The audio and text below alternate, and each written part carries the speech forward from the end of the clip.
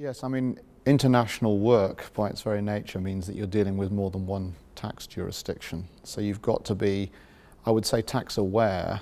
It's not right to say you're going to be a specialist or an expert in more than maybe one or possibly two jurisdictions. But you've certainly got to be tax aware to see how the authorities and the different regimes operate, and then find and know someone to give local advice.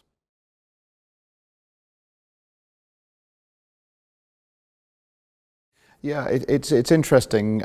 You say expatriate planning. That implies to me people coming into the UK.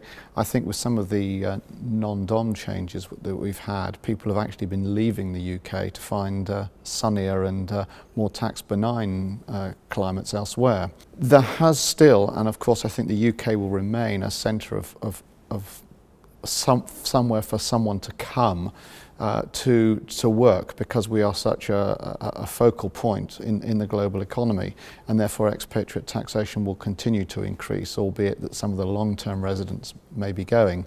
I think the key there, as with all this type of work, is getting in it early, getting it in advance, so that the appropriate planning can be done, because there's always this fear that if someone comes to you too late, there's things that could have been done that won't have been done, and that might mean that they're less well advised and end up paying more tax, for example.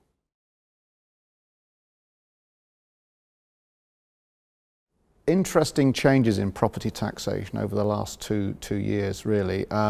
Slightly draconian, also slightly muddled in the sense that where we are now, they could have actually jumped and made that decision 2 years ago and actually made the legislation more simple, because it's a little bit of a mess depending on whether you've got a corporate, a trust. We're really focusing on non-resident companies, for example, with the 15% SDLT charge.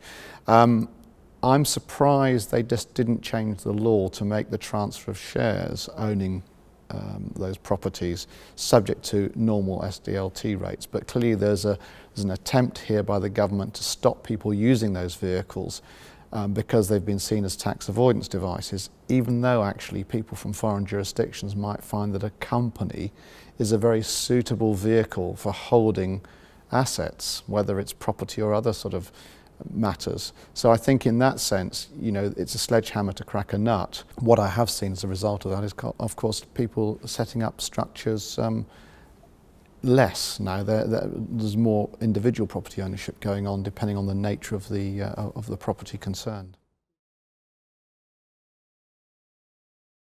Top three considerations. Well, where do I start? I mean, I think you've got to understand several aspects. You have to understand the nature of the person doing the investing. Is it a private individual? Is it a family? Where do they want the benefits of that to go in terms of succession? So if it's like a personal private investment, maybe a bit of real estate in London or a series of real estate, do they want it to cascade down the generations? Is it just for a short time span? So the longevity of it. What are their objectives? Do they want to use it for their own use? Do they want to use it as a property to let out? Do they want to develop it? Because all those considerations require different approaches from a tax planning perspective. So it's short-term and long-term aims. What is the use of the property? And what are the objectives of the individual or family acquiring the asset? Budget predictions. Budget next week, Wednesday, yes.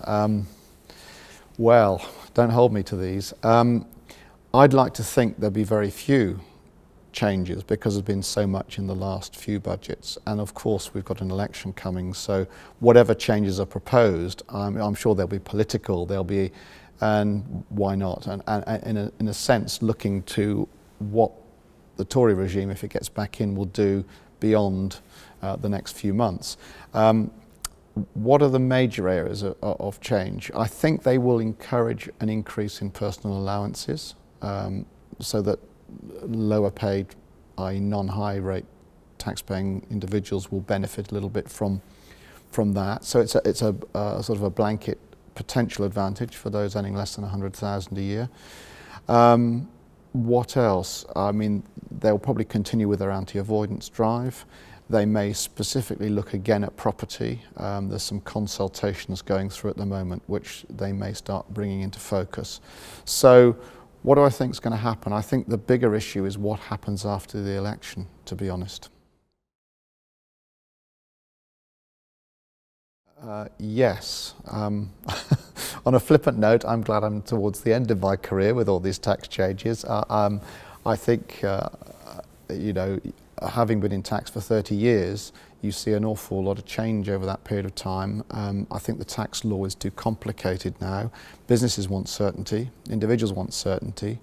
I think, probably rightly, people are resistant at paying fees for compliance. I think if they pay fees for value in terms of tax planning and I do mean tax planning, not tax avoidance there, they see that as a positive. And I am concerned that the word tax planning is being badged with tax evasion stroke tax avoidance, and the morality issue in tax really I don't think works, because I think everyone's morals are different.